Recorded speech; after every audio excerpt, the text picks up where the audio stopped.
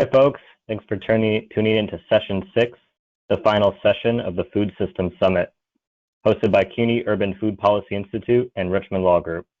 I'm Jack with Richmond Law Group, and I'll be going over some technical points before we begin. First, I'd like to call your attention to the questions box, where you can ask questions and comment. You can post questions during the presentations, and Sage from Richmond Law Group will ask your questions to the panelists at the end. Any unanswered questions will be answered the following week and distributed by email. We've gotten a lot of interest in the last 6 weeks in further participating in working groups, discussions, and coalitions. To further all of these conversations, I'm going to provide Richmond Law Group's email that you can email with your interest in joining any of these advocacy efforts or get you in contact with the right people to further your own advocacy efforts.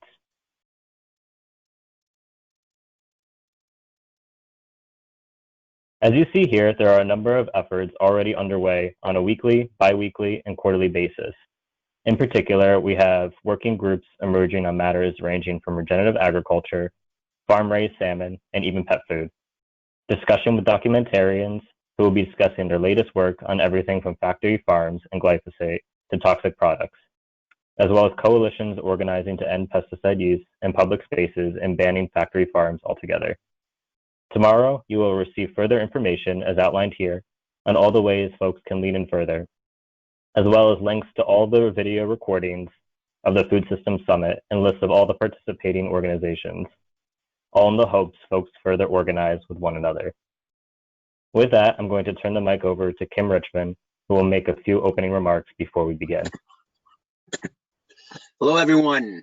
It has been both a pleasure and an honor to be with you all these weeks during these extraordinary times. Critical conversations have indeed occurred throughout this Food Systems Summit as we explore the intersection of law, policy, and the various movements in and around our food systems.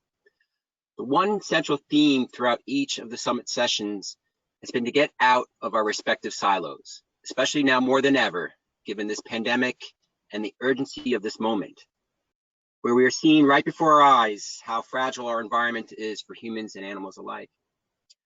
But rest assured, we are learning of real promise through this Food Systems Summit, where folks are indeed uniting. We have heard from each of the panelists share their own manifesto, mission, and mandate when it comes to repairing the world. We urge everyone here to continue these conversations in their own right and to join the larger community here as we all fight on the local, state, national, and international level. And so without further ado, please allow me to introduce you to Alexis Baden-Meyer of the Organic Consumer Association, who's going to be the moderator today, kicking off this esteemed panel. Thank you, Alexis. Thank you, Kim, and thank you to the CUNY Urban Food Policy Institute for being a co-host with the Richmond Law Group of the Food Systems Summit. I'm a CUNY grad. I went to the law school, so I have warm feelings about CUNY, and I'm a longtime fan of the Institute's Urban Food Policy Forums. So if you want more content like this, go to the events page on the CUNY Urban Food Policy Institute website. You can see past forums and the ones that they're hosting currently, including one this morning. Last September, they hosted a great panel on food, agriculture, and the Green New Deal. And our farmers and ranchers for the Green New Deal participated in that. Anthony Flacavento was our farmer panelist. So that was great, and it's great to be with them again here today. I want to really thank the Richmond Law Group, not just for bringing us together today for the Food Policy Summit, but for also the great legal work that they do. And if you want to learn more about that and you missed session 3, check out Jay Schuster's presentation from session 3. That lays out what the Richmond Law Group does. And for organizations like mine, we're fighting the power all the time, fighting the corporations, and then the corporations come out and say things like ExxonMobil claiming that they have invested significantly in the production and use of clean energy and environmentally beneficial technology. And of course, we know ExxonMobil is an oil company, and that's really all they are. But instead of just rolling our eyes and getting angry, the Richmond Law Group provides us opportunities to sue these companies when they make these false claims. So Richmond Law Group brought a great lawsuit against Exxon for Beyond Pesticides this month, and they helped us sue Smithfield Foods. And because they, with everything that's happening at Smithfield Foods right now, with the workers in the slaughterhouses literally dying, given that they had dangerous jobs before this, getting injured and sometimes dying on the job. Now, of course, they're dying from COVID-19. Smithfield Foods is, acting criminally, negligently, and we might not be able to do anything about that right now because of what the Trump administration has done, but at least we can slam them when they claim that they are producing the safest possible pork products in the US. So I thank the Richmond Law Group for giving us this avenue to go after the corporations when they lie to consumers. So I'll get off my soapbox here for a second and bring us into what will be a really exciting panel. If you've been with us for the entire Food System Summit, you've seen a lot of the work that's been done, policy, legal work, advocacy, trying to improve what corporations are up to. And today we're going to look at local, state level, national and international work that's being done to create the food system that we all deserve, the food system that can bring everyone the healthy food that they have a right to. So we're going to start today with Craig Willingham. He's the Deputy Director of the CUNY Urban Food Policy Institute. He came to CUNY from New York City's Center for Health Equity, where he developed and implemented strategies to make it easier for people to buy healthier food. And at the CUNY Urban Food Policy Institute, which conducts research, education, and action projects that contribute to solving the food problems of New York City, he is currently leading a campaign to bring the Good Food Purchasing Program to New York City. So Craig, take it away. Great. Thank you, Alexis. So good morning or good afternoon, everyone.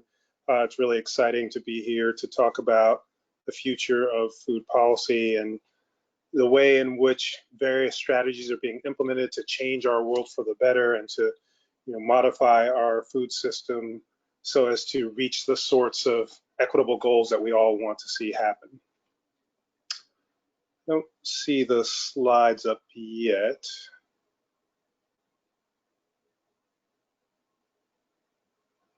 So I'll just jump into it and give you a little bit of background about the Institute while we wait for the slides to load.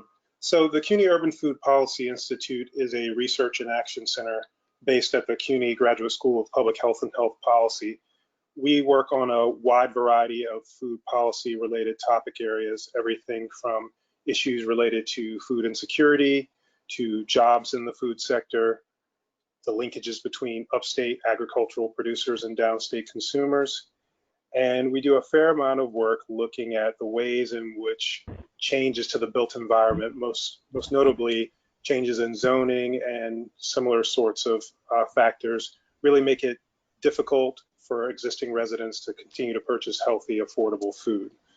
But for the purpose of today's talk, I want to discuss the Good Food Purchasing Program. And the reason why I chose to talk about the Good Food Purchasing Program is because I think it's focused on values-based procurement and baking in values as part of the way in which we understand what the city should be doing, how it should be spending its money, is really an important way to think about how we can transform this world using public dollars. And also, I think it provides a window into what we might see as an effective strategy for changing the food system for the better in the future. At the Institute, we've been a part of the Good Food Purchasing campaign here in New York City for a little over 3 years. And we've been working closely with our core partners, who are the Food Chain Workers Alliance and community food advocates, in providing information, evidence, and also pushing from an advocacy perspective to get the city to formally adopt the Good Food Purchasing Program. And I'm happy to say that the city is really a good ways along towards formally implementing the Good Food Purchasing Program. Is currently adopting some of the elements of the program in certain sectors of city government, but has really been shown as a willing partner to adopt this format. So what I'm going to do is really just sort of walk you through what that adoption does and could look like. I see the slides are up there, so I'm going to jump right into it. So for those who don't know, a little bit of background on the Good Food Purchasing Program and values-shaped policy.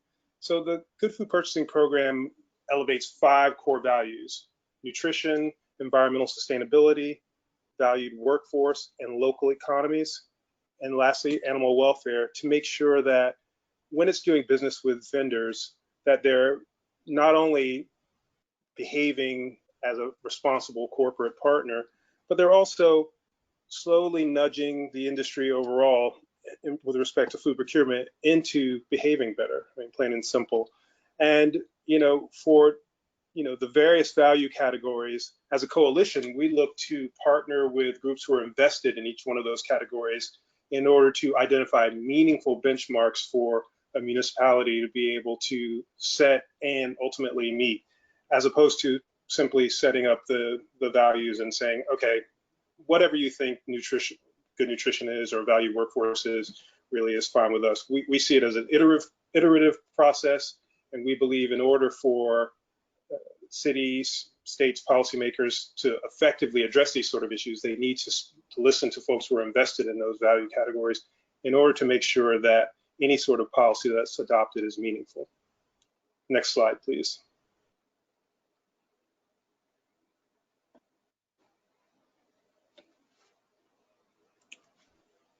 So I'm not sure if it's turned for you. There you go.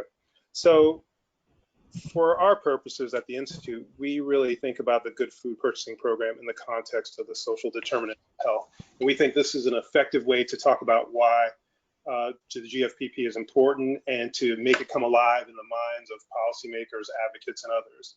And as you can see here on the screen, we've matched the 5 value categories to issues related to social determinants of health. So local economies connected to economic stability, environmental sustainability connected to neighborhood and physical environment, valued workforce connected to community and social context, animal welfare to neighborhood and physical environment, and nutrition to food.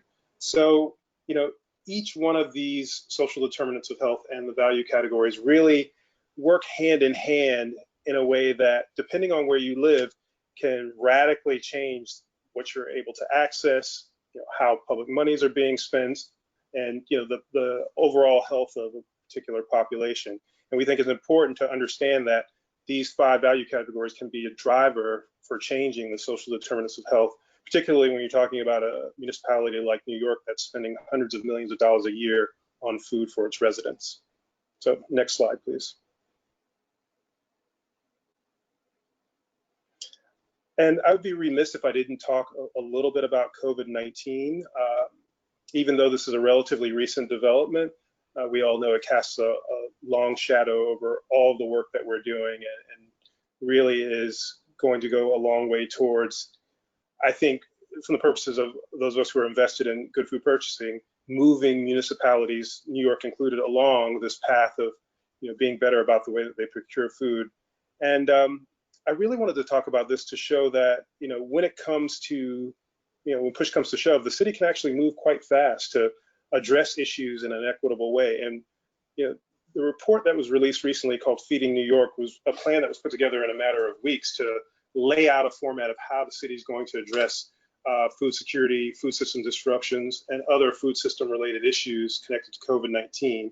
And these sort of handful of goals, helping businesses and customers to adapt to uncertainty in a changing food industry, regional infrastructure and manufacturing, distributed transportation infrastructure and planning for supply chain disruption. These are all categories and goals that fit neatly within the framework of the GFPP, but also relate to issues related to food system problems that have been lingering for some time and have been thrown in stark relief with COVID-19 epidemic.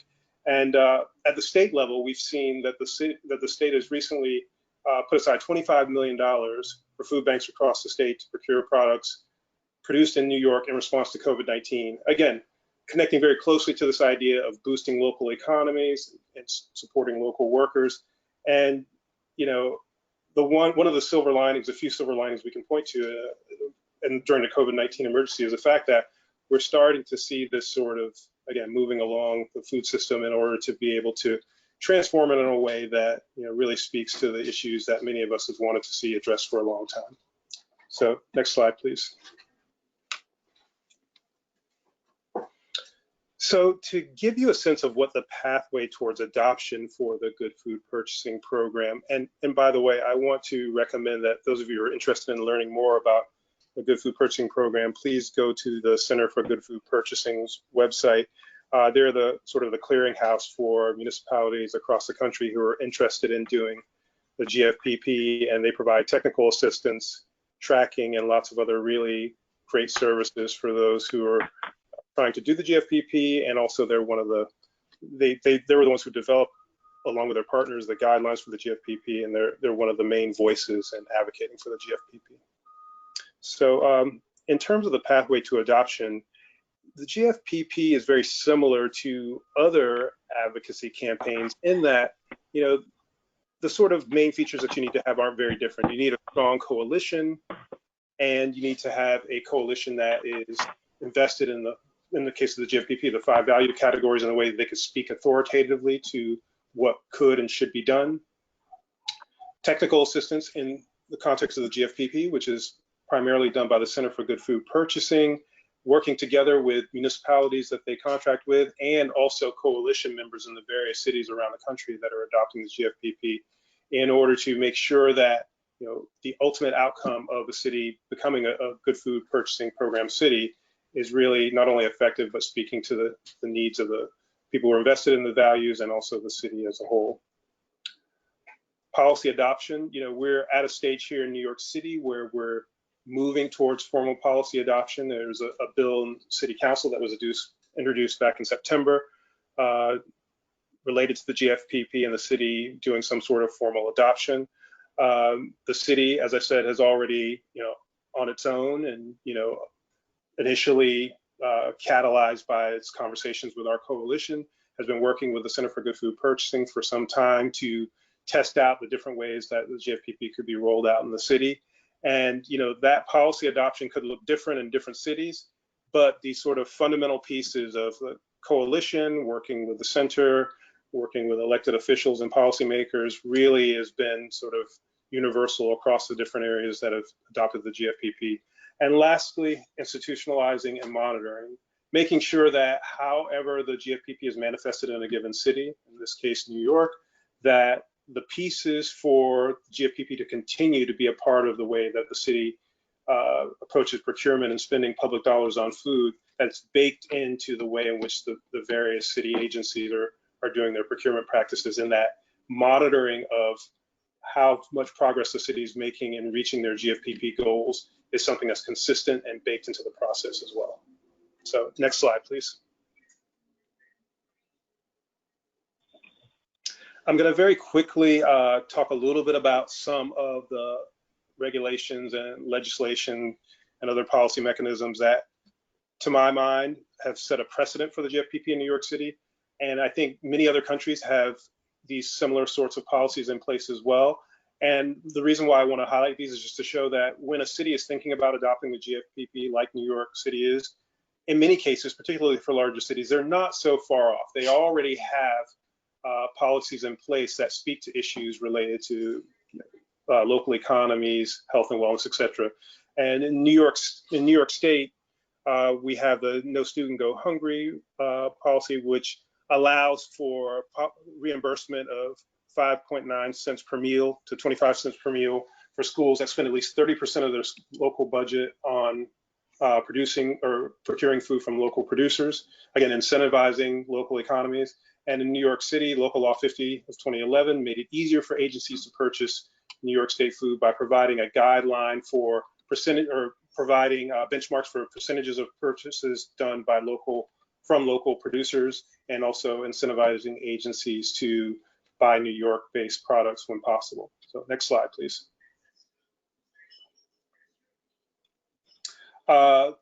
In 2015, the New York City Department of Education adopted New York Thursdays, which was an attempt to have a all New York State beef burger every Thursday, again, speaking to this issue of local economies. and really sort of provided an opportunity for New York State beef producers to be able to tap into this, a gigantic market of institutional food, particularly with respect to the Department of Education, which is the largest food spender in the New York City budget. That said, it also speaks to the challenges of being able to scale up with respect to these sorts of programs. I'm not sure where it stands now, but for the first few years, the New York Burger was only able to be offered 4 or 5 times a year, which again speaks to the challenges of producers being able to scale up. But that doesn't mean that those challenges should be, left by the wayside. They should be addressed, and different mechanisms be put in place to allow for New York producers to grow and scale up to be able to service large institutions. Next slide, please. New York City is also, like many cities, adopted a Meatless Monday pilot, now formally a part of the New York City DOE's approach to food for every school on Mondays. Again, showing the precedent, the willingness to be able to think outside the box, to think about ways to, in this case, reduce the consumption of meat and elevate plant-based products. Next slide.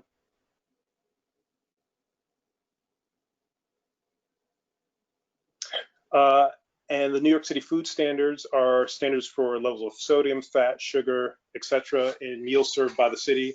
And they've been in place for nearly 10 years and have been really great in not only changing what the city is actually purchasing and presenting as meals, but also a great exercise in a citywide approach towards making sure that even agencies that aren't necessarily directly connected with food are thinking about the various criteria that need to be in place when it comes to the foods that they're serving.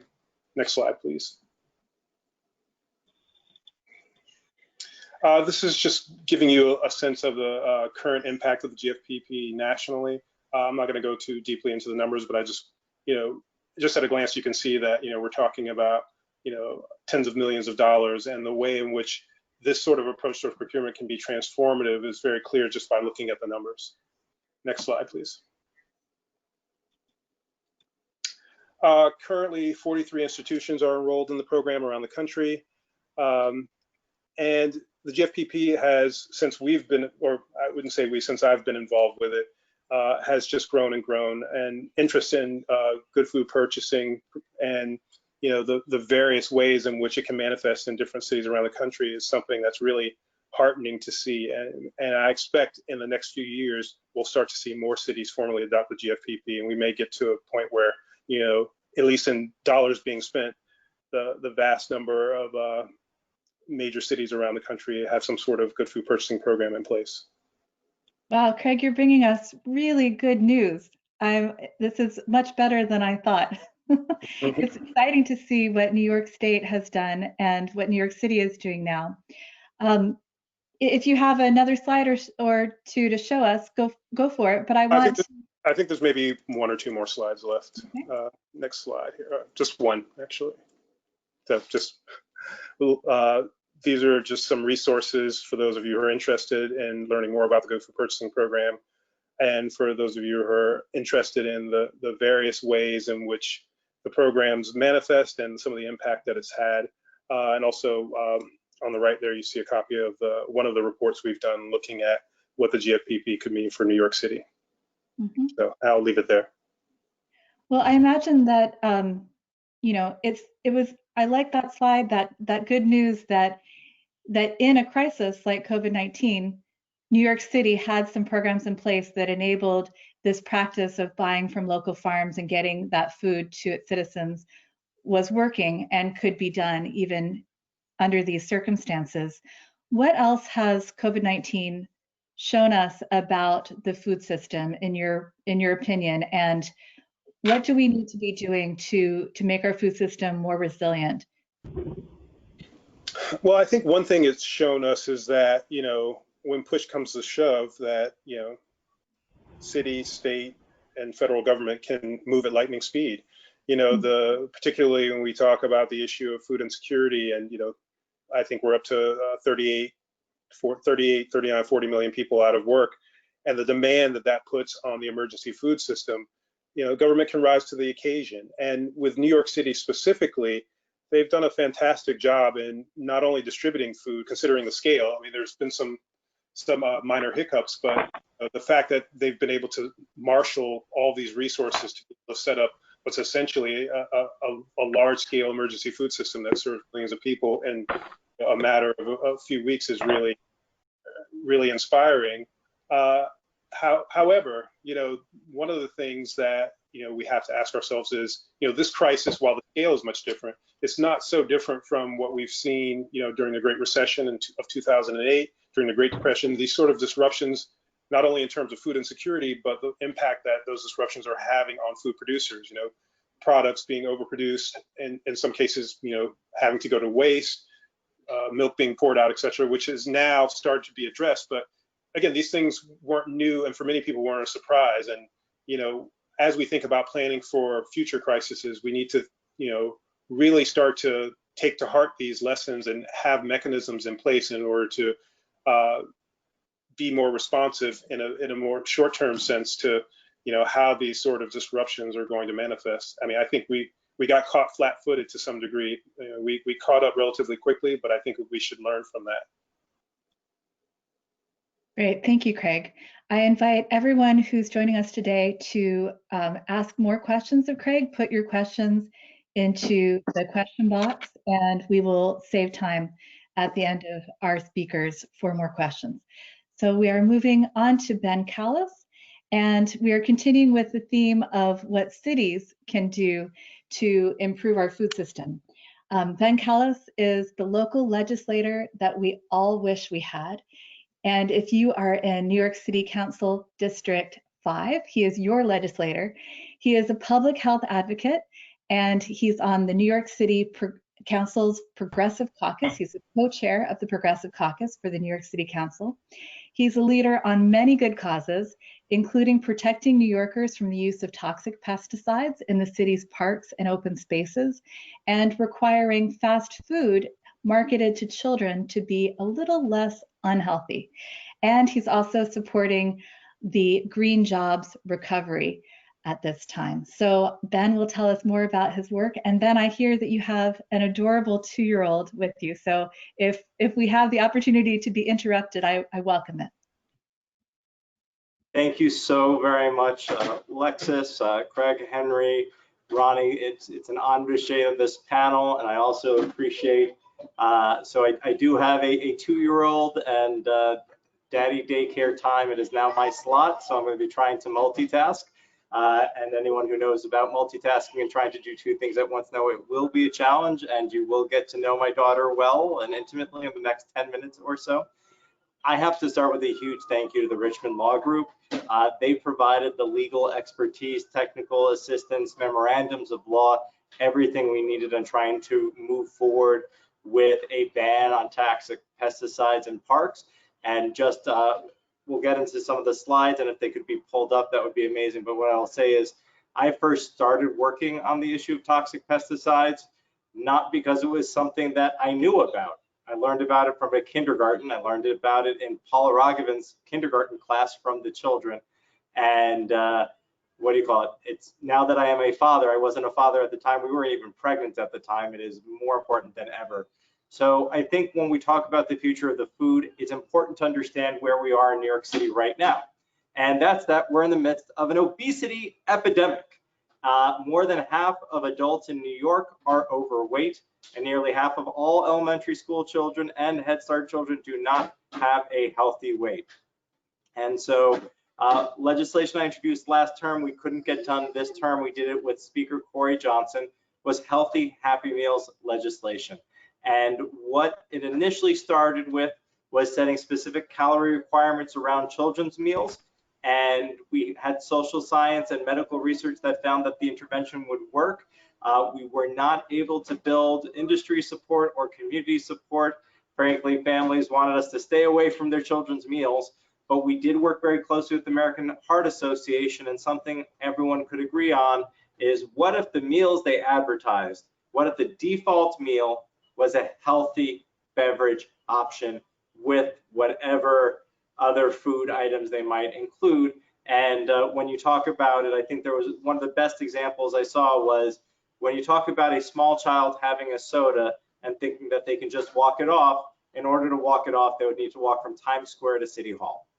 So if you know how big Manhattan is, that's a number of miles. It's not running around in the backyard or running around the house or jumping up and down as my daughter is doing. It is quite much more. So actually, this law is now in effect. The default beverage in New York City is now water, a 100% juice beverage, or milk, and that milk can be flavored.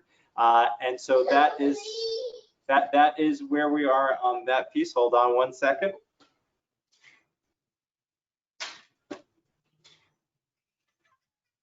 Okay, first interruption. So I think that was one piece, and let's go to the next slide. In the City Council, the Mayor's Office of Food Policy was something that occurred under Bloomberg, but it was never actually official. And those of you in the food community know that the Food Policy Office actually was vacant for a large portion of this term. My daughter knows how to use my desk and takes great joy in moving it up and down. And so we actually introduced the Office of Food Policy, and I believe we passed it into law. And so now that job is in the books, and we have an amazing food policy director who is doing a lot of the work on the Good Food Purchasing Plan. And so we are so very lucky to have them. And I'm actually today, what do you call it? We were doing our grocery shopping, and as many of you know, our groceries have all gone up in price, and something seems wrong with that. So I'm actually going to be reaching out to this new office I created to say, how do we lower the price of groceries in our city? Next slide. Another key piece is I'm actually one of the largest funders of Grow NYC in the City Council. Grow NYC is a quasi-governmental entity. It used to be part of the city, but now it is independent. And hold on one second. And so one of the issues is that we need to take on food deserts. And one of the places that we see food deserts, we can do green markets and also youth markets. So in my district, we have 82nd, 93rd Street, we have Roosevelt Island, we have 67th Street, and that's one of the things that local elected officials can do, which is start these green markets. We also have a fresh food box program, and that is another key thing that's kind of a hallmark. And in my district, you can actually show up at my district office starting soon, actually in June, and get your fresh food box, $14 a week, and we accept SNAP. And so I love Grow NYC and their programs. Next slide, please.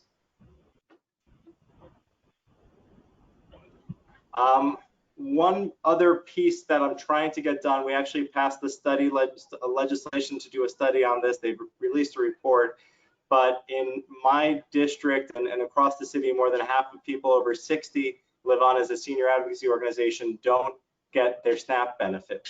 SNAP is still a federally funded program, and with what we are seeing in terms of the fact that farmers are literally facing the choice of pouring out milk, some of them are doing amazing things of not pouring out that milk.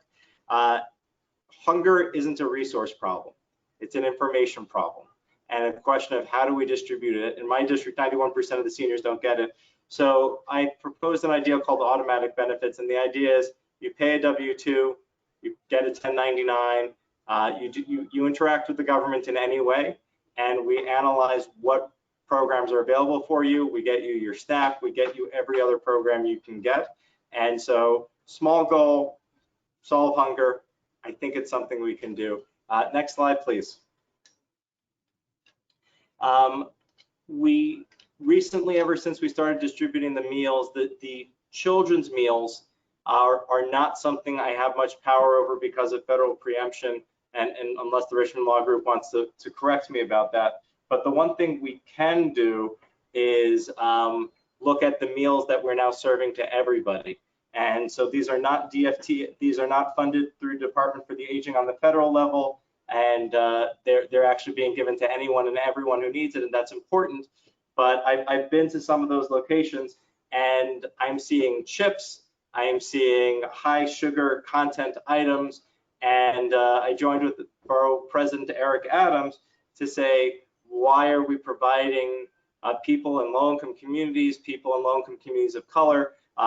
There's a diabetes crisis in this city as well. Why are we handing them candy bars and saying, here's your nutritional value? So we're working on legislation to provide regulations around city meals that we distribute ourselves, and also how we can support our nonprofit partners. Next slide.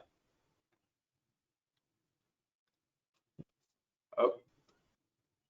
Did we miss the toxic pesticide slide? Because I think that is the slide that I am here for and the most important slide. If somebody can go back and try to find it, should be a nice picture of Roundup, which is pretty horrible.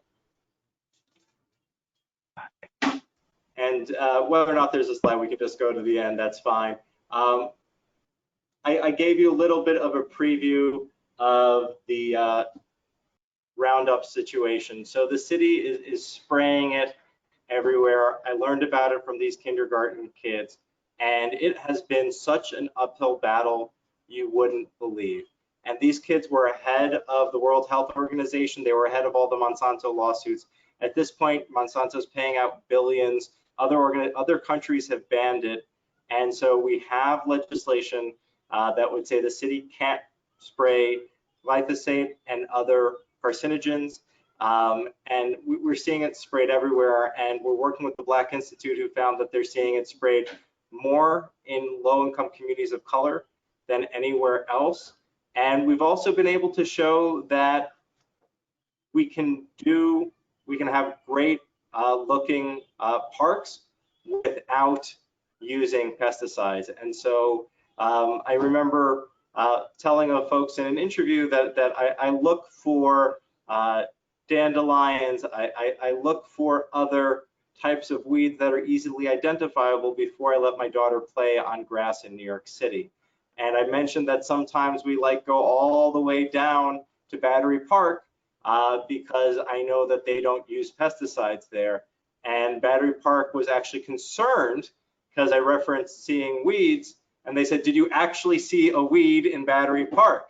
And I said, no, it was just whatever. And they're like, you need to issue a corrective statement.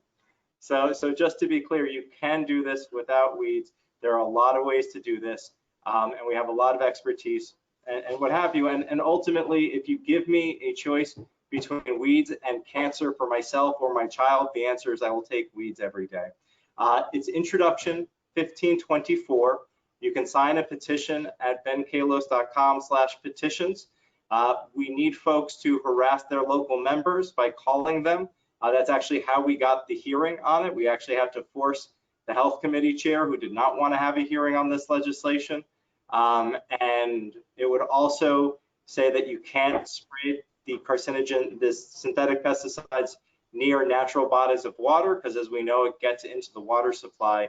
I know the Richmond Law Group can speak so much more to this than I do. Again, I rely on folks like you, your expertise, to guide me. And whether you're a kindergartner or you're Kim Richmond, I am learning. I'm just here to facilitate, give you the opportunity of having an elected official who's willing to make their office your office. And for as long as I'm an elected official, I'm term limited out, but there will be elections in 2021. But as long as I'm an elected official, you will have an advocate who will do their best to understand the science, the evidence, work with doctors and experts on amazing public health policy, and fight the biggest corporations on this planet, like Monsanto, to do the right thing and save our children and keep us all safe. So thank you. I'm gonna hop off so I can watch my daughter, but I'll come back on for Q&A. Sounds good. Thank you, Ben. That was great. Great news. All right, now we're moving on to the national and international level. We are going to hear next from Ronnie Cummins. Ronnie Cummins is my boss at the Organic Consumers Association. He's the co-founder and international director of OCA and its Mexico affiliate, Via Organica. Ronnie's been an activist since the 1960s. And over the past 2 decades, he's served as the director of US and international campaigns on food safety, genetic engineering, factory farming, and global warming. In 2009, he founded Via Organica, a network of organic consumers and farmers based in Mexico City and San Miguel de Allende, Guanajuato. So now we have a Mexico organization to work with. And in 2014, he founded a similar but global coalition, Regeneration International. So now our work is actually international. And this year he came out with a new book, Grassroots Rising, in support of a regenerative Green New Deal. So that's what he'll be talking to us about today. And he is joining us from the Via Organica farm and ranch, where he's been developing very interesting regenerative organic demonstration projects. So take it away, Ronnie. I think you need to unmute. Try again. Pull up the GoToWebinar control panel, and there's a button with a microphone.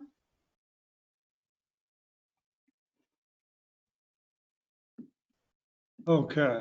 Yay. All right. Well, very glad to be with you here today. And when my book came out in February, I planned a nationwide and international book tour to talk about Grassroots Rising, how we can develop a plan on our for the climate, farming, food, and a Green New Deal. And then I was in the middle of the southwestern part of the tour when things started looking pretty scary. And so I had to stop my talks that I was giving every night and change to a virtual format. But the situation is still the same.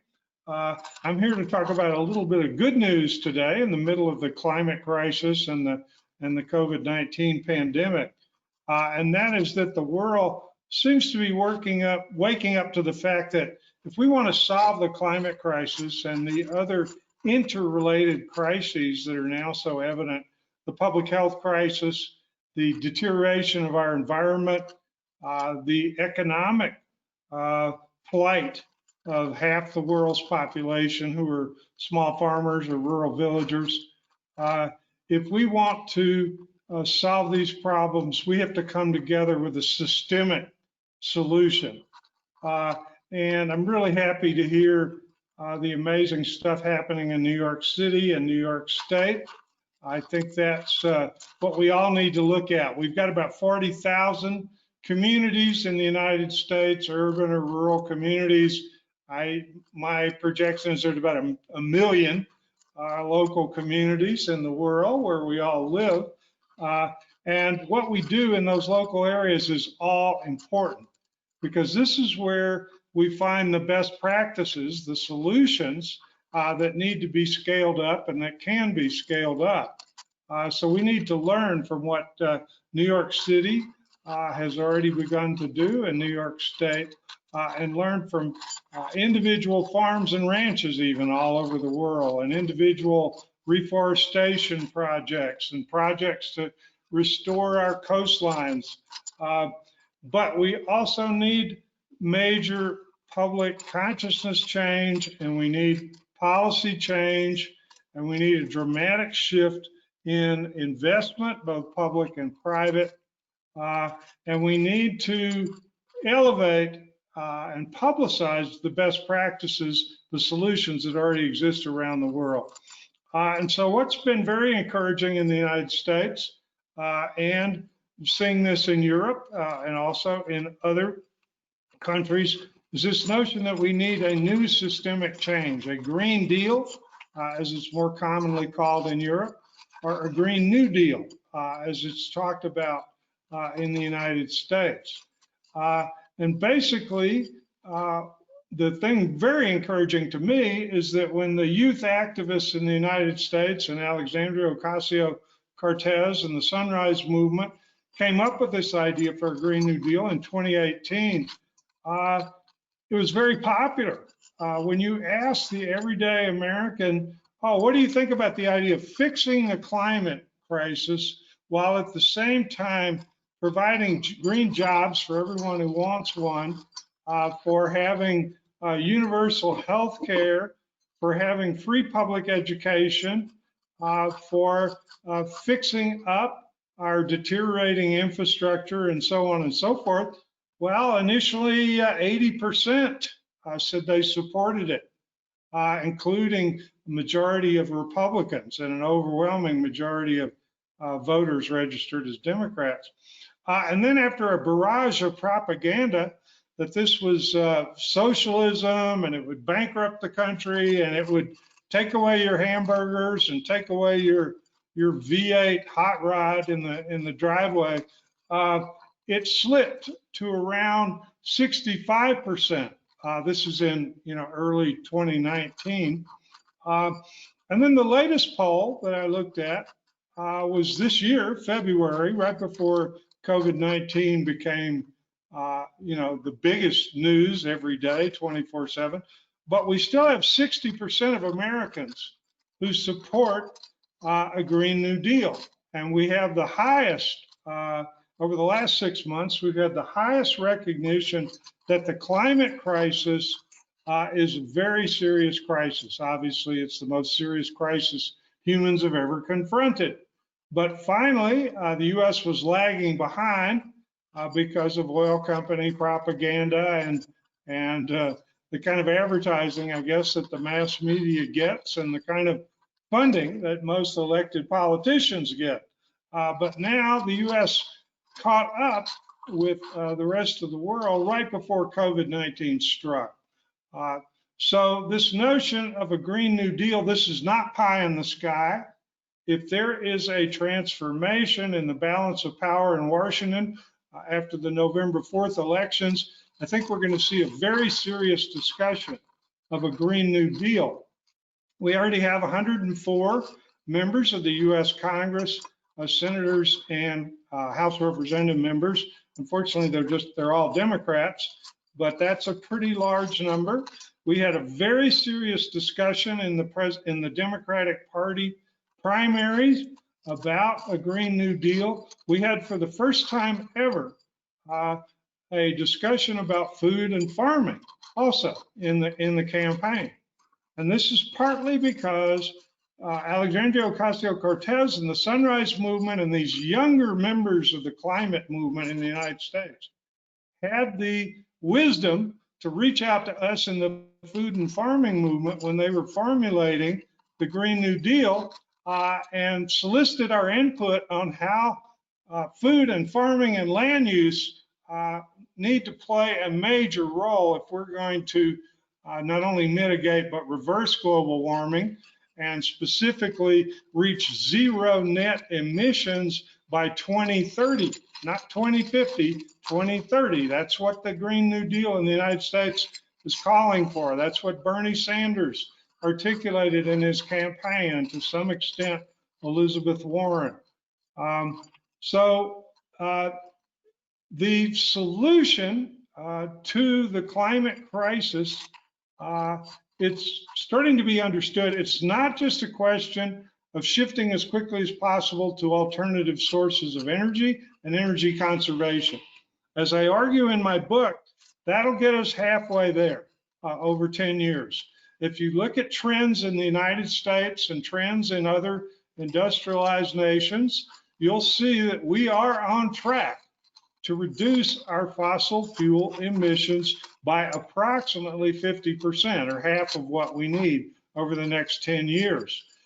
Germany, for example, with an economy comparable to the United States, they have a higher bar. They're going for 60% fossil fuel reductions by 2030. And other nations in Scandinavia, places like Costa Rica, places like Bhutan have already reached zero net emissions. We're going to see other nations surpass even what we're looking for. However, we still are trying to change the conversation globally and nationally that food, farming, and land use are a major portion of the problem, and they're a major portion of the solution. The bottom line in the United States and the world is if we don't change our food and farming system and the way we treat our forests and our wetlands, we are going to perish in a runaway global warming climate catastrophe scenario that's going to make COVID-19 look not so scary. So it is important that we continue this conversation, this long overdue conversation that started with farmers and ranchers and food advocates and climate advocates and justice advocates and, you know, peace and anti-war activists across the world, because we need a roadmap like I try to provide for the United States in my book, Grassroots Rising, that includes both an energy revolution, conservation revolution, a transformation of our manufacturing and transportation, but also a transformation in our food and farming. And let me just close by saying that COVID-19, if you look very closely at who's dying from this virus, it is people who have, as the media say, prior medical conditions. But look more closely at the description of these prior medical conditions, and you'll see that they are diet related. They are related to overuse of pesticides. They're related to air pollution. They're related to questions of economic justice, where low-income people and the people we shove off in our nursing homes are literally offered crap to eat because I guess we feel like as a society that no one is noticing. But we need to start noticing. In the United States, 35,000 people have died in nursing homes in the last 90 days from COVID-19. All right, what do these people, what do they eat? Okay, well, in the middle of the night, a big truck pulls up behind the nursing home. It says Cisco or US Food System or one of these other, and they unload the cheapest, most contaminated, low nutrition food in the industrialized world. And that's what they're fed up, you know. And it's the exercise, it's the fresh air, it's the fact that we prescribe prescription drugs like they were candy. And then we give the people the candy bar on top of their prescription drugs to eat with their Coca-Cola. And we wonder why people are dying so much. And look at the air pollution. All the areas in the world with the highest fatality rates, there's a strong correlation in many cases with air pollution. There's a strong correlation with pesticide spraying in the farming areas adjacent to that. The Wuhan area, for example, had some of the most polluted air in all of China, and also the heaviest load of Roundup and other pesticides. So we can solve the COVID-19 crisis, we can solve the climate crisis if we will look at systematic change, not only in the United States, but worldwide. We're not going to solve these problems in one country.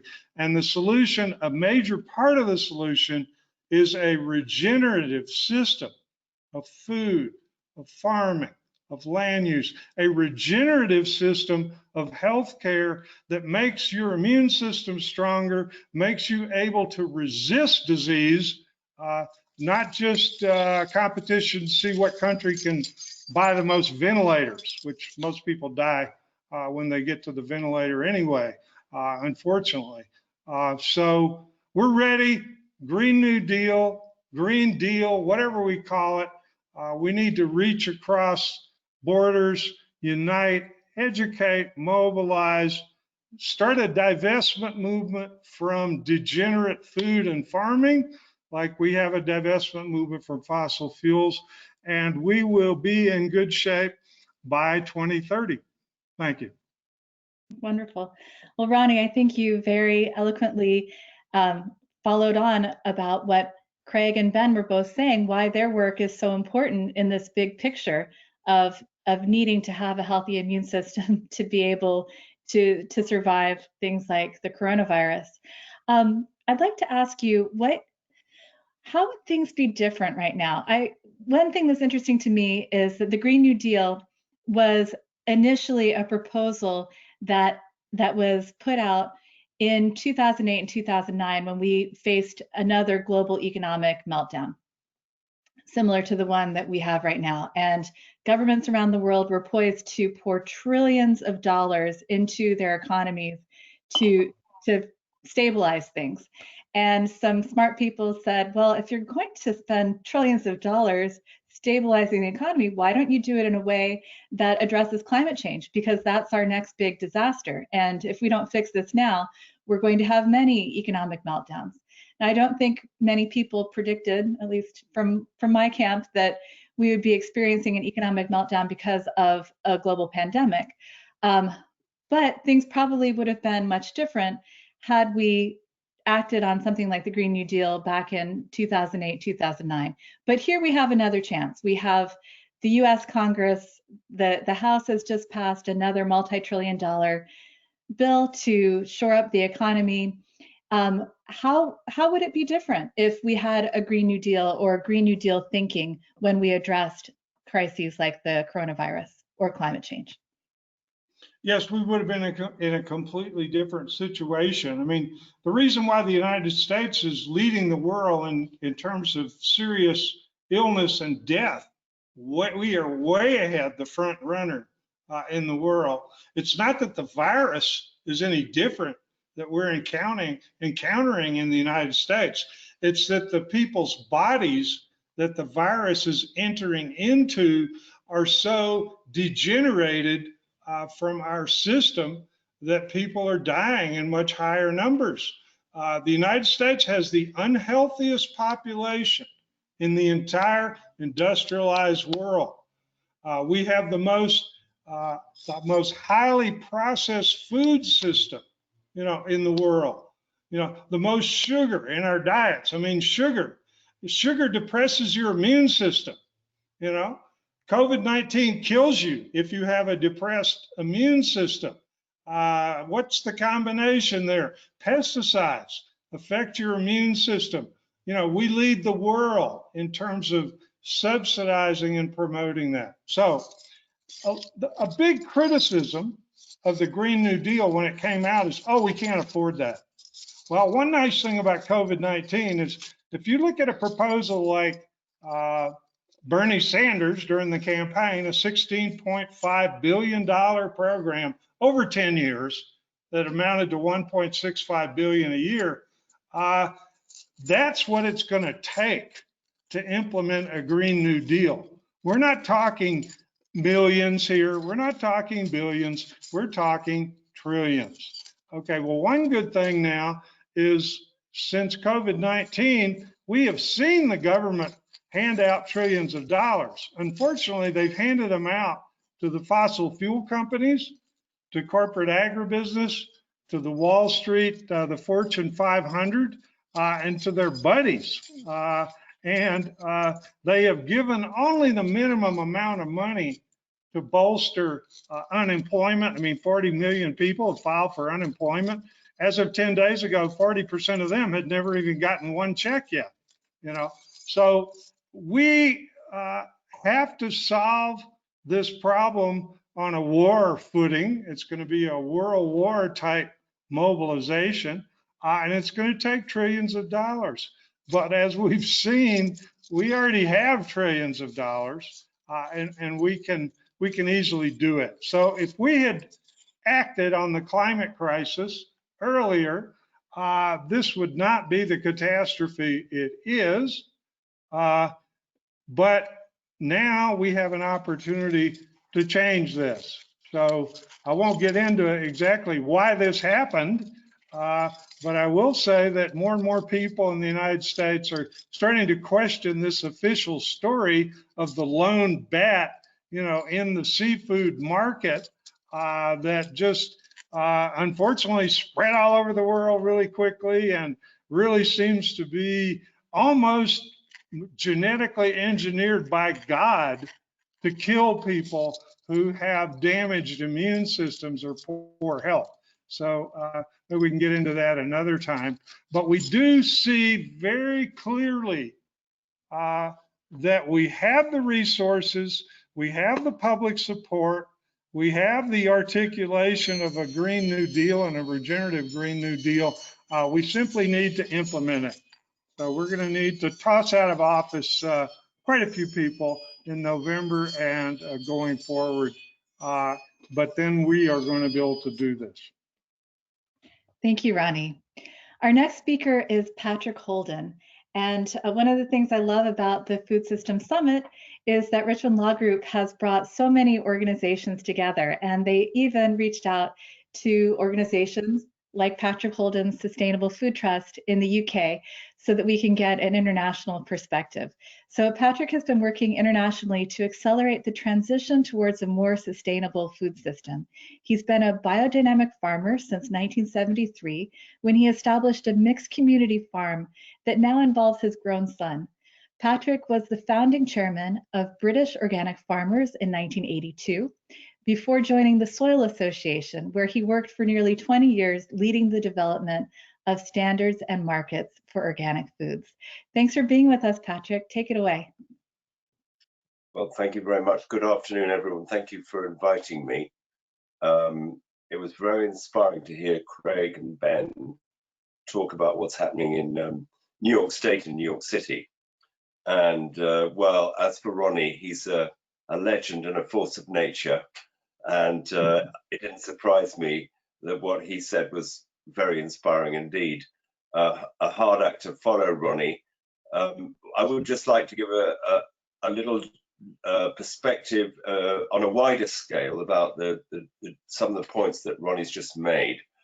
It does seem to me that COVID and its impact. I went to my aunt's funeral in London yesterday. She was in a care home, interestingly enough. I don't think the food was very good. She was 96.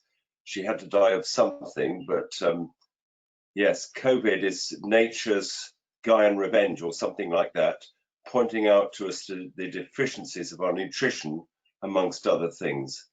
So it comes on top of climate change, biodiversity loss, soil erosion, a public health crisis, as Ronnie's just touched upon, and now growing food insecurity and nutritional poverty. And all of those things go right back to our food and farming systems. And it was Vandana Shiva, Dr. Vandana Shiva, who spoke in London last year. And she said, you know, when we think about addressing climate change, we used to talk about saving the last bits of pristine wilderness. But now the planet is covered with small farms and big farms. And therefore, not only are those farms the problem at the moment, but they're potentially the solution. So the question arises, if you follow that, what is needed now to enable not just a local or even a regional or a national, but a global transition from the mainly unsustainable, polluting and degrading and natural capital depleting food and farming systems we have today to a resilient, regenerative, sustainable alternative. And so I just wanted to touch on that challenge from a perspective of the UK, but I don't really think I'm speaking about the UK. I think I'm speaking for everyone, because I think we're all connected through our food and indeed through diseases now. But in terms of the solution, I think the principles which will inform the practices which will transform our food systems are truly universal. And I think that we need action which is kind of bottom up, in the middle, and top down. And we heard brilliant examples from Craig and Ben about the bottom up New York State, New York City innovations which are going on. But I do also think we need top down change. And I think a lot of the thing which is holding things back at the moment is the money. Because I'm here on my farm in West Wales. It's now the longest established organic dairy farm in Wales. And we have a herd of Ayrshire cattle, and we turn most of their milk into cheese. But I know, because I've had a day job to shore up the farming system for the 47 years we've been here, that it's not easy to make money if you farm in a sustainable and regenerative way. And I know also that there are thousands, maybe millions of farmers all over the world who in their hearts would like to adopt more regenerative systems. But at the moment, they look at the money and they look at the business case for it, and it's marginal. And that's like us, you're selling cheese, which is kind of reassuringly expensive if you see it that way, but therefore out of reach of a lot of people. And indeed, even more out of reach, even though it's in Murray's in New York, of normal citizens, because your president put a 25% tax on imported dairy products. But even despite that, our cheese is getting out there. But of course, COVID has impacted on that quite a bit. But I think the key elements of the farming system we've adopted here, which are about the circular economy, about crop rotation, about building diversity in our crops, and about thinking about the health and vitality of the food we produce, are transferable everywhere, but in an atmosphere where the polluter doesn't pay, and people who get industrial and big are profitable, and people who move towards smaller scale regenerative food systems are less profitable, we're not going to get the transition that's required. So what we need is for governments to enable through the Farm Bill, of course, but also through the Common Agricultural Policy, and now weirdly in the post-Brexit policy package, to introduce measures, both carrots and sticks, which shift the financial balance of advantage to farming practices which are building soil, building biodiversity, and producing nutrient-dense food. And strangely enough, the Welsh government, one of the devolved nations of the United Kingdom, have got a policy package which they're just developing, which should be launched within the next year, which is exactly about that. It's paying for regenerative farming practices, not bits of green around the edges, but building soil fertility, avoiding the use of chemical fertilizers and pesticides. It's going to actually directly incentivize farming practices which rebuild the sustainability of farming systems. And we're hoping that that will be replicated in England and in Scotland and in Northern Ireland. But actually, it might just be that Wales is one of the first countries in the world to really introduce a regenerative farming incentive scheme where nearly all the money, by the way, we get what you might call a social security payment at the moment just for being farmers. We don't have to do anything, we just get the money. But that's now going to have conditions attached, and in Wales it looks as if exactly the right conditions are going to be attached. So that's wonderful. We also need the polluter pays principle. This is a big stretch because governments aren't going to take too many actions which are going to put up the price of food. But I mean, apart from banning things like glyphosate and Roundup, of course, we also need to make sure that farmers who use unsustainable practices are financially accountable for the damage they cause. Or if they get the subsidies are conditional upon them adopting sustainable regenerative practices across the whole of the farm, not part of it where they're just doing a niche market, but all of the farm. And I think that that could happen within the Farm Bill at the moment, because at the moment, let's be honest, in various subtle ways, the Farm Bill is subsidizing industrial agriculture. So we need the political will to change that. So the third element, it seems to me, is a bottom-up citizens movement of awareness, which can drive the change, not just in the market, but with elections as well. And it's wonderful to hear what you said, Ronnie, about Bernie Sanders, and hopefully the Democratic campaign will embrace food and farming. Maybe it won't, but that's what we have to aim for, because all the things you said about food and farming being central, we completely agree with that. And what is very exciting and interesting for us in the Sustainable Food Trust right now is that there seems to be, for the first time in my work in this sphere, and it's spanned nearly 40 years now, there seems to be an emergent coalition of farmers, food organizations, and environmental NGOs who all want to see this transition. And for instance, just to give you an example, yesterday I had a telephone call from the president of our National Farmers Union, and she said to me, can you help build this coalition? Because we need it. We need all the organizations to work together. So until very recently, the National Farmers Union in our language has been, people who farm intensively and advocate intensive farming. Not any longer. I mean, there are thousands of farmers throughout the UK, and I know throughout the world, who would love to move in this direction. It's just about making sustainable agriculture, regenerative agriculture pay, and what the other sort not pay. Now, I'll just end on one last thing. I mentioned trade between nations. We are only about 60% self-sufficient in food in the UK, depends on how you count it. But basically, trade between nations isn't going to stop. That's fine. But what it should be is only in sustainably produced food. So imagine a Paris Agreement for food, where all the nations of the world come together and we say, we accept that we can no longer farm in ways which is damaging to climate change and public health and everything else. So if we have future trade between nations, it will only be in sustainably produced food. And if there's food produced to lower standards, let's say your agriculture secretary, who I've met, comes to negotiate with our agriculture secretary, George Eustace, Sonny Perdue, that's his name, isn't it? And Sonny Perdue says, do you want your chlorinated chicken? And we go, well, not really, thank you very much. But if you pay, if you apply the polluter pays principle and you pay a big enough tariff, we won't actually prevent you from importing the chlorinated chicken, but you've got to pay the cost of the damage that that chlorinated chicken is doing to the environment, and vice versa. Because if we want to, I mean, we don't want your genetically modified crops. Thank you very much. But you know, if the deal is that as long as you pay the cost, then maybe we'll accept it. Because the crucial thing is that the main driver should be every country in the world should agree to only trade mainly in sustainably produced food. Now that would have seemed like a pipe dream a little while ago, but maybe in the COP26, which has now been postponed until 2021, we could build that deal. Because I happened to meet the woman who is leading the trade negotiation. She was appointed by Obama in the Obama administration. She's a civil servant, a senior civil servant in the US Department of Ag administration.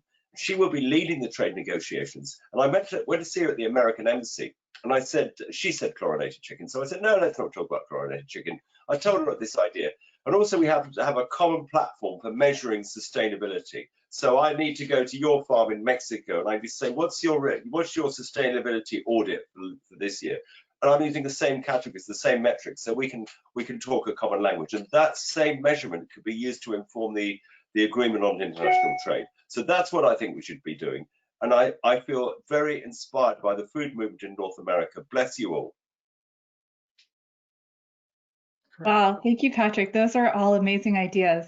I appreciate you putting farmer livelihoods and the economic situation that farmers are facing in the center of this discussion. I think what Craig and Ben are doing touches on that because they're providing markets for farmers and making it incumbent upon governments to supply markets to local farmers. And certainly in the broader picture of a Green New Deal, like Ronnie has advocated, that would be exactly what we would be doing, making sure that farmers were paid fairly and encouraged through economic incentives to take on the right type of farming. Yeah, you look at the organic market, by the way. I mean, the organic market, I was one of the architects of the organic standards, but in a way we were treating the symptom, not the cause of the problem. The cause of the problem was the absence of the polluter pays principle and the misdirection of agricultural subsidies. If we put that right, then the whole thing could be unleashed and we could transition much more quickly. So I see that now. So we've really got to do that together. Yes, and earlier I think maybe before we were live, you mentioned that you have, well, you talked about this just now in your talk, that you have a high value market for cheese and a low value market for milk. And right now, because of COVID-19, your milk is being picked up at less than half the cost of what it costs you to produce it. And so this concept of correcting the disparity between what it costs food to be produced and what farmers are actually getting paid is old. We've had parity pricing systems in the United States going back almost 100 years now, but they were, slowly eroded and basically non-existent. And in the United States, we also do not have any type of supply management program to make sure that we don't have gluts of certain commodities and see the prices crash. What is it like in the UK, and what are your ideas about how to guarantee all farmers, no matter what their production practices are? Because I feel like for conventional farmers, if they're consistently getting low prices, they never have the wiggle room to adopt higher standards. So what are your thoughts on prices for farmers? Well, I think the COVID emergency has impacted very negatively on some, ironically, some of the big scale industrial producers have done quite well during the recession because the government's more or less said to the supermarkets, you keep the shelves full and then we'll get through this. So some of the very large farmers have done okay. But of course, there's been a massive renaissance of small scale, local, internet-based sales, which is really exciting. But then if you take us as a case study, we're experiencing some of that, but we also were supplying an export market, which has become challenging. A lot of restaurants bought our cheese, so they just, that's just gone away. And then we were selling into the specialist cheese market, and some of those outlets have had to close as well. So we had a month where we had no cheese sales at all. Now we're back to about 2/3 of where we were before, and I'm optimistic about the cheese. But I think that, and we've had to sell milk to our local organic milk co-op, who was supplying Pret-a-Manger and Leon, which are fast food, one of them is fairly sustainable fast food places in London and elsewhere.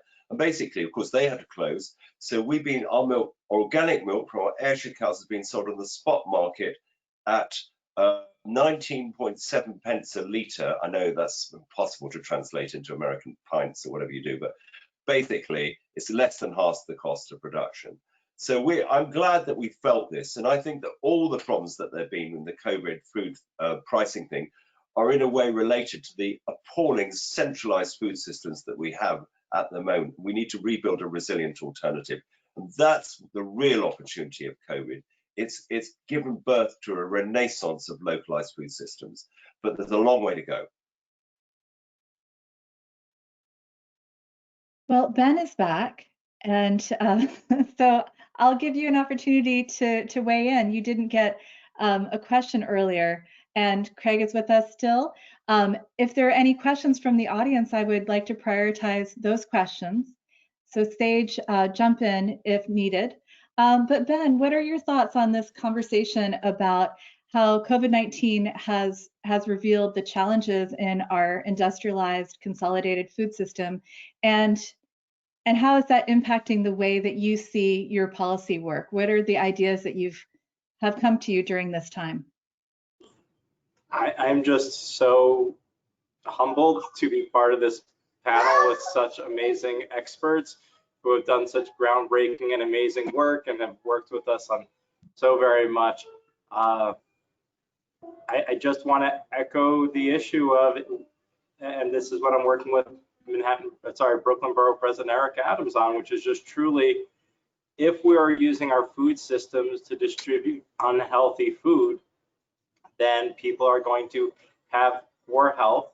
One of the biggest things we're dealing with again is obesity, and with obesity comes diabetes, and with diabetes you are more susceptible to coronavirus, and that's even before the fact that here in New York City, our essential workers, if you look at the faces of our essential workers, they are largely Black and brown people who are being asked to come in, make $15 an hour, which is the minimum wage here in New York City, and put their life, their family's life, even if they have small children or seniors in their home. And there's a lot of multi-generational housing here in the city where people live together in a one bedroom and to have multiple generations together.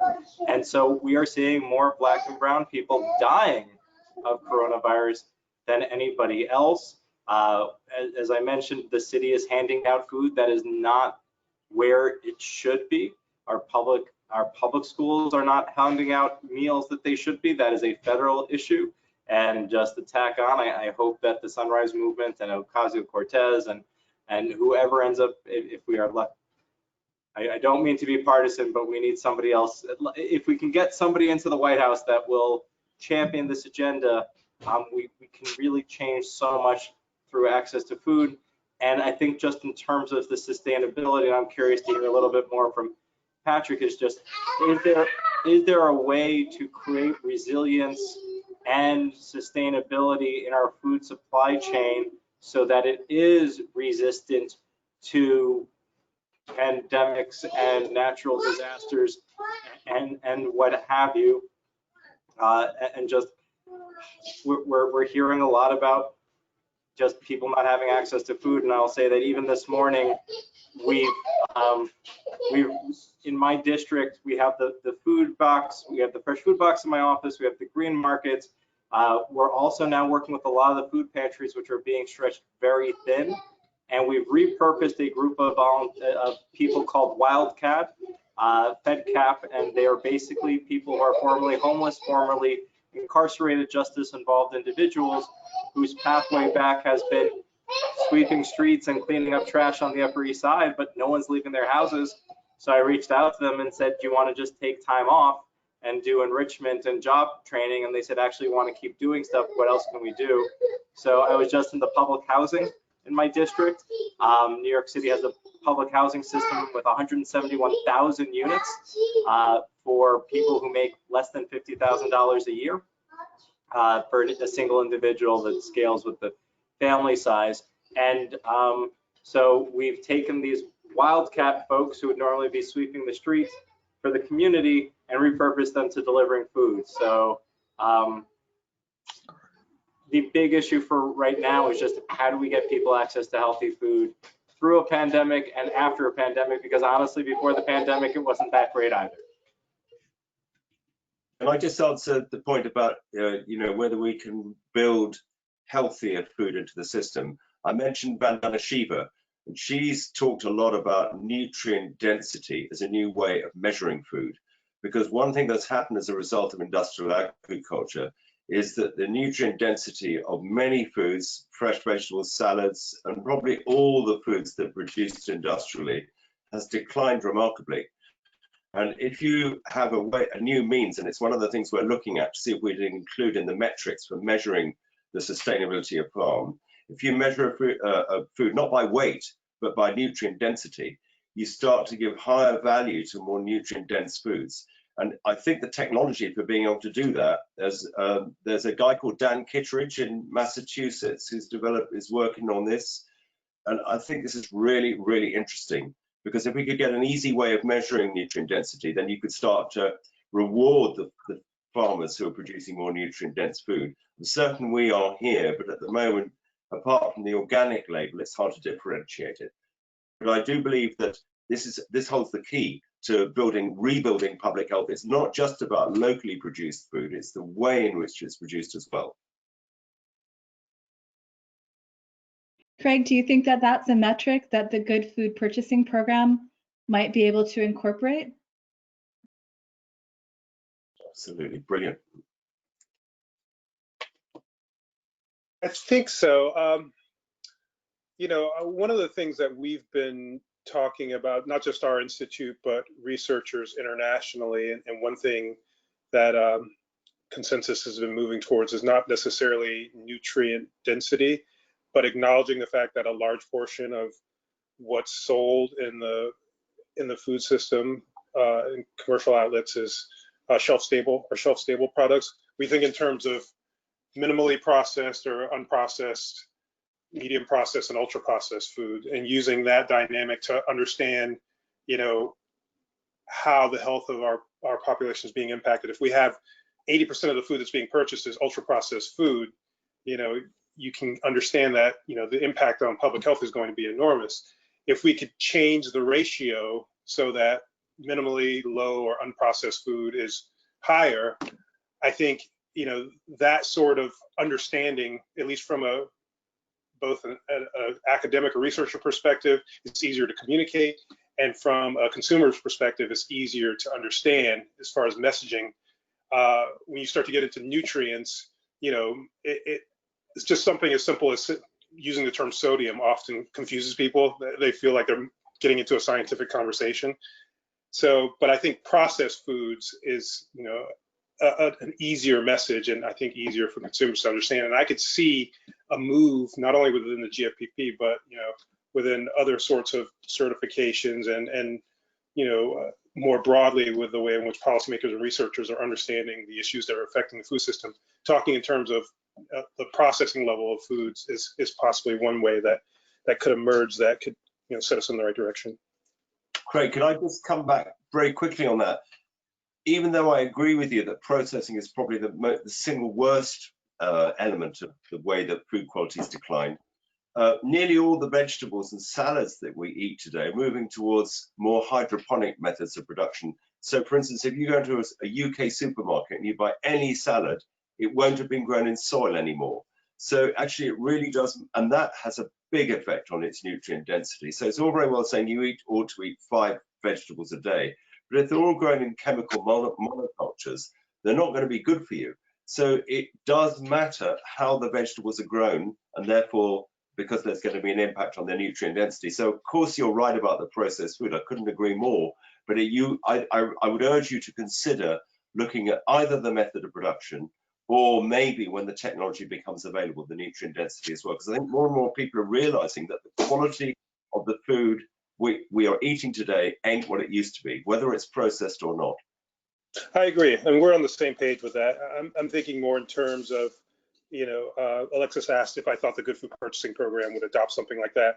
I think that, as far as, the ability to implement and adopt and messaging, not only internally for the groups that are invested in this, but externally to policymakers, et cetera, for the current landscape, I think, the discussion of processed foods is one that seems to be a conversation that people are ready to have, whereas nutrient density, I think 100% is absolutely important, and that's what I realize is more at the core. I think that conversation is a little bit tougher to have. I just want to thank everyone. We're coming to the end of the session. I do want to leave time for perhaps 1 or 2 questions. Sage, please take it away. And any questions, by the way, that are unanswered, we will be sure to answer them via email. Thanks, Kim. Yeah, so I think a good one to start with, if we have time for just one, is one from Liana for Craig, but I think Ben may also be able to answer this too. She says, how do we navigate the issue of promoting New York food producers alongside the health problems of meat and dairy? If we want to produce health, we can't just take any food made in New York and include it in procurement because it's, quote, local. How will the GFPP follow evidence-based nutrition science? Well, I'll start by saying that the GFPP guidelines are arrived at by folks who are part of the Good Food Purchasing Task Force, which again is comprised of people who represent the various value categories. And this issue related to elevating, I'm assuming this is the direction of this question going, elevating a plant-based diet versus a omnivore-based diet. This is an issue that has been part of the discussion since the beginning of the GFPP.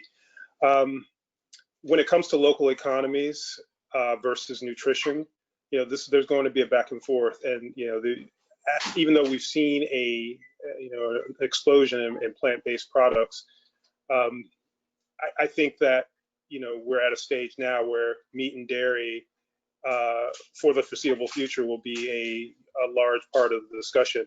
And how that manifests itself in the future, I don't know. But I think understanding that that's a reality now, when we talk about valued workforce, these are people who are working in dairy processing, meat processing, etc.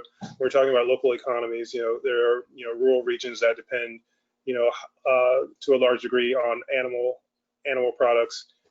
We have to I think address those and try to bring them into this values-based procurement framework. Again, what the discussion will be in the future, I can't say, but I think for where we're at now, those are valuable parts of the process of the discussion going forward. I'm going to move plant-based diets thing if there's time, tiny bit. Can I do that?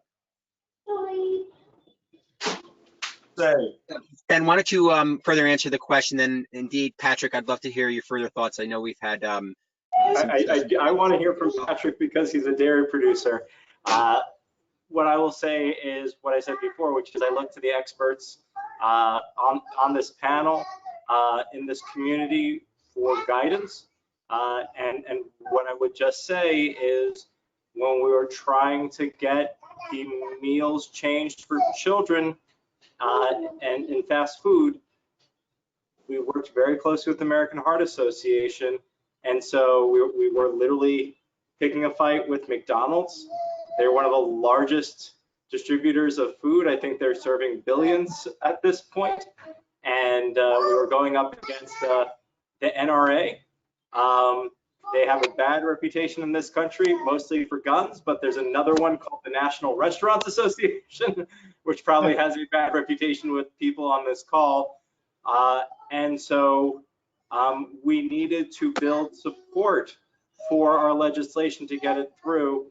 And a lot of the big companies like Pepsi and Coca-Cola are now diversified and own dairy. I think the organic milk that I sometimes am forced to buy, Horizon, I think is owned.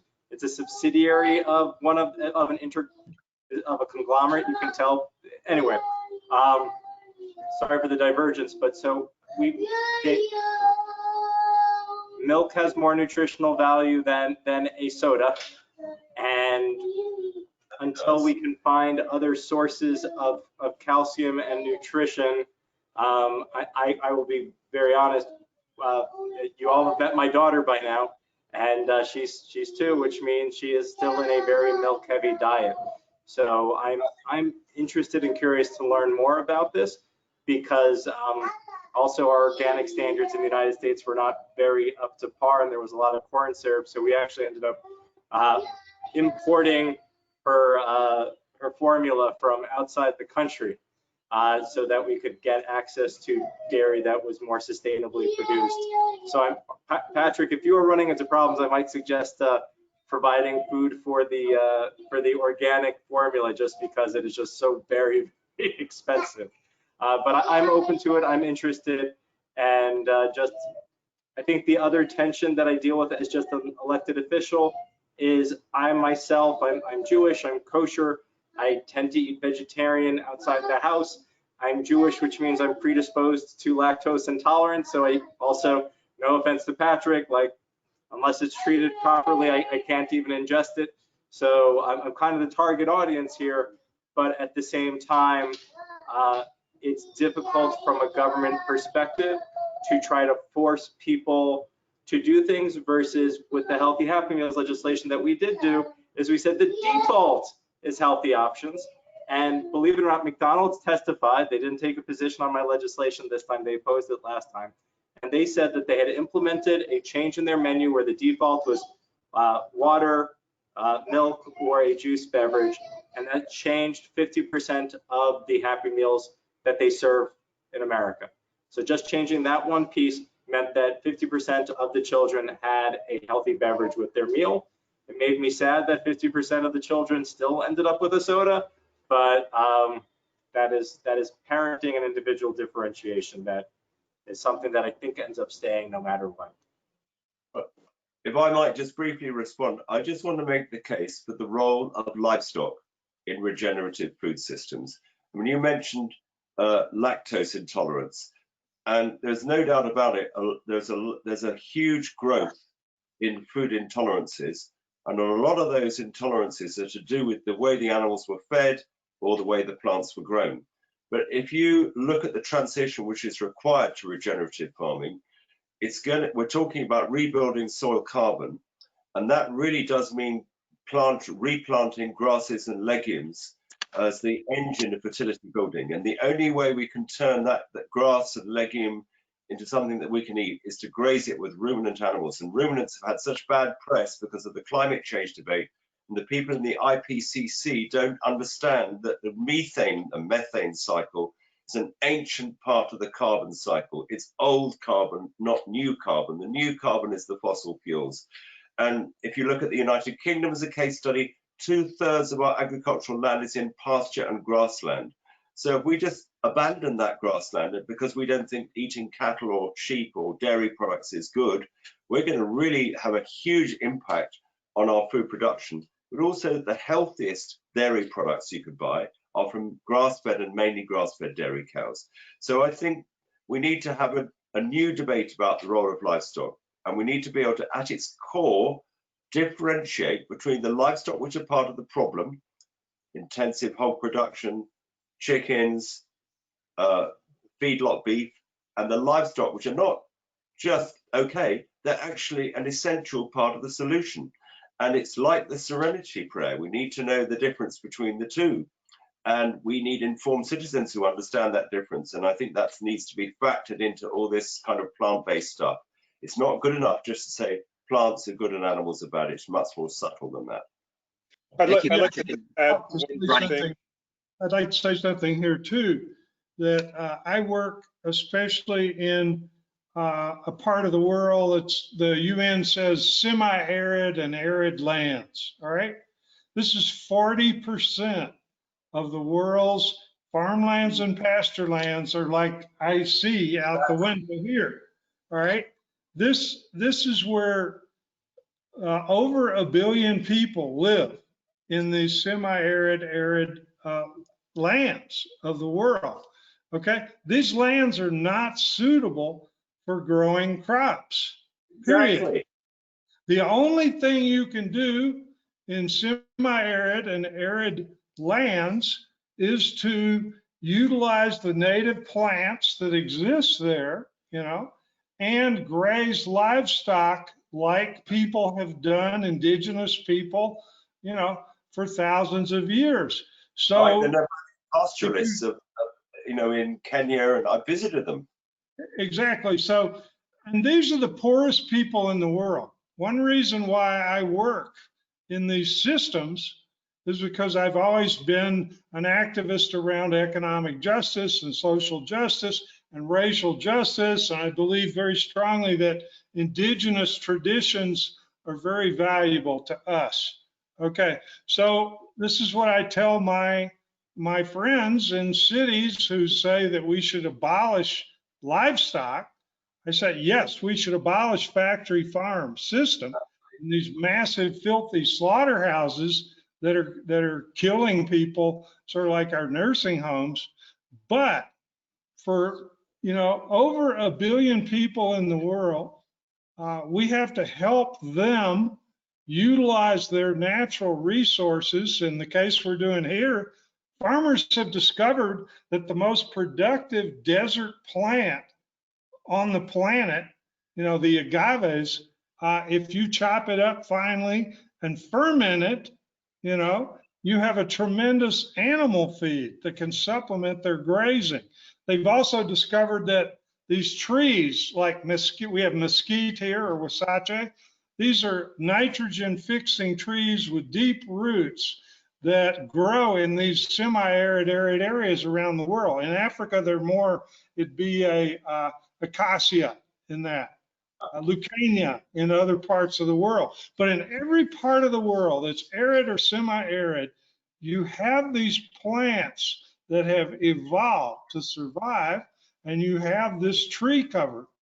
And this is where we're going to sequester, you know, a strategic amount of the carbon by getting it back into the soil and the landscape. It's also how people are going to feed themselves in these areas, because these are the areas with war. These are the areas with organized crime and drug dealing and hard drugs. These are the wretched of the earth, you know, and we have an obligation to not blow them off because they're herds people. We have an obligation to work closely with them and bring this landscape back to life, the 40% of the world that's arid and semi-arid. I'd like to make just one last point to sort of frame the discussion. I'm really glad that the participant made that question. And I you know, preface this by saying that I'm a vegan and I have been for 20 years. I think one of the things that this moment really illustrates as well is, again, this similar sort of conversation around processed, minimally processed, ultra processed foods. And what we're seeing, and I'm not saying that the person who asked the question was talking about these types of plant-based products, if that's what they were alluding to, but what we're seeing is some of the more popular plant-based products and what's being used to sort of replace animal products are really ultra processed foods, you know, in the form of plant-based foods. And this is the discussion that we're having amongst ourselves and the folks who are connected with the GFPP, and more broadly in food policy and nutrition related areas. And so, you know, what does that mean for the future if we, you know, in under the guise of making healthier meals that we move more towards plant-based, but it's ultra-processed plant-based food. And again, I'm not saying that that's what that person who asked the question was saying, but I just wanted to, put that out there so that people had an opportunity to think about that. And it's really interesting hearing everyone's perspective on this sort of discussion that we'll all be having for some time to come. That's right. Thank you, Craig, and thank you to the Urban Food Policy Institute at the City University of New York for co-hosting this wonderful food system summit with the Richmond Law Group. I want to also thank, of course, all the panelists, our moderator, Alexis, and these conversations obviously are ongoing, and I encourage everyone who's been joining us week after week to indeed engage and lean in and join us food fighters. So once again, thanks everyone. Stay safe, stay well. Bye. Bye.